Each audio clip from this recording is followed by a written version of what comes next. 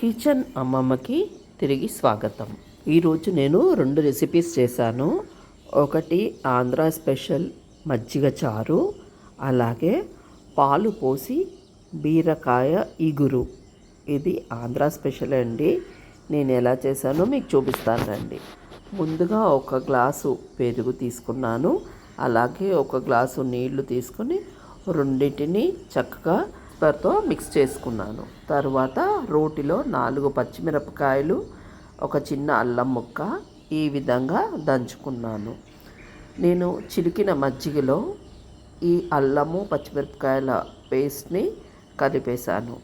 ఇది మొత్తం మజ్జిగంతా మిక్స్ అయిపోయాక దీంట్లో సరిపడా ఉప్పు, అలాగే పసుపు ఇది కూడా వేసేసి చక్కగా అంతా మిక్స్ చేసేసాను. ఇక్కడ కొద్దిగా ఉప్పు సరి చూసుకోవాలి. ఉప్పు పులుపు మనకి ఇక్కడ సరిపోయిందంటే దీనికి జస్ట్ తాలింపు పెట్టుకోవడమే. తాలింపు కోసం స్టవ్ మీద ఒక కడాయి పెట్టుకున్నాను. కడాయి వేడెక్కాక ఒక గరిటె నూనె వేసుకున్నాను. ఎక్కువ నూనె అక్కర్లేదు, తక్కువే సరిపోతుంది. నూనె వేడెక్కాక 1/2 చెంచాడు ఆవాలు వేసుకున్నాను.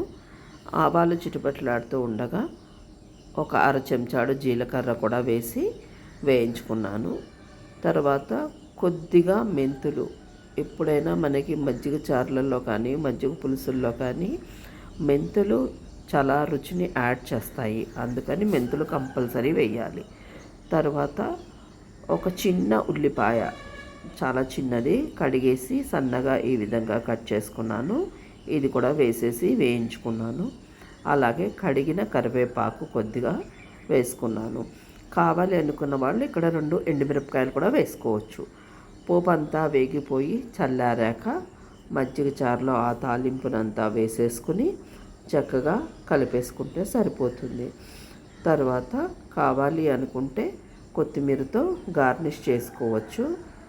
ఇది చాలా చాలా టేస్ట్ బాగుంటుంది. మీరు కూడా తప్పకుండా ఒకసారి ట్రై చేయండి. ఇప్పుడు కూర చేస్తున్నాను.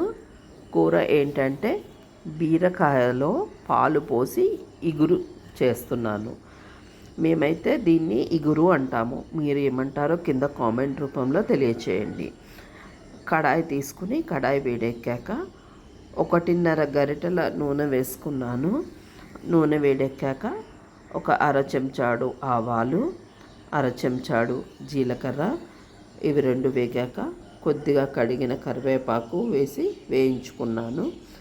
ఇవి వేగుతున్నప్పుడు ఒక 4 పచ్చిమిరపకాయలు ఇలాగా పొడుగ్గా చీల్చుకుని అవి కూడా వేశాను. ఒక పెద్ద ఉల్లిపాయ సన్నగా తరుక్కుని ఇది కూడా వేసి వేయించుకున్నాను. బీరకాయలో ఉల్లిపాయ ఎక్కువ అవసరం లేదు. ఇప్పుడు కొద్దిగా పసుపు వేసుకున్నాను. పసుపు వేసుకుని ఉల్లిపాయనంతా వేయించుకుంటున్నాను. ఉల్లిపాయ ఏంటంటే ఎక్కువ వేసుకుంటే తీపి వస్తుంది. బీరకాయ ఆల్రెడీ కొంచెం తీపి ఉంటుంది కదండి, అందుకని ఎంత తక్కువ వేసుకుంటే అంత మంచిది. ఇది వేగేలోపు 3 బీరకాయలు తొక్క తీసేసి కడిగేసుకుని సన్నగా కట్ చేసుకుని ఆ బీరకాయ ముక్కల్ని ఈ కూరలో వేసేసాను. బీరకాయ జనరల్గా పిల్లలు ఇష్టపడరండి, కాకపోతే ఇలా కూడా ఒకసారి ట్రై చేయండి. తర్వాత చిన్న ఒక 1/2 స్పూన్ తోటి అల్లం వెల్లుల్లిపాయ పేస్ట్ కూడా వేశాను. ఇది అంతా చక్కగా మగ్గుతూ ఉండగా సరిపడా ఉప్పు, అలాగే ఒక చెంచాడు కారం వేశాను.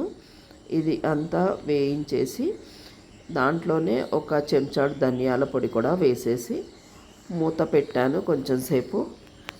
అది దగ్గరికి మగ్గాక ఒకసారి ముక్క ఉడికిందో లేదా చూసుకుని నేనైతే దీంట్లో ఒక గ్లాసుడు పాలు పోసాను.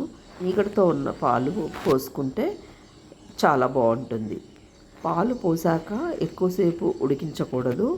2 నుంచి 3 నిమిషాల పాటు ఉడికించుకుంటే సరిపోతుంది. పాలు అంతా ఎగిరి కూర దగ్గరికి అయితే సరిపోతుంది. మేమైతే దీన్ని బీరకాయ పాలు పోసుకుని ఇగురు అంటాము. మీరు ఏమంటారో కామెంట్స్లో తెలియచేయండి. మీరు ఎప్పుడైనా ఇలా చేశారా? లేకపోతే ఒకసారి ఇలా ట్రై చేయండి.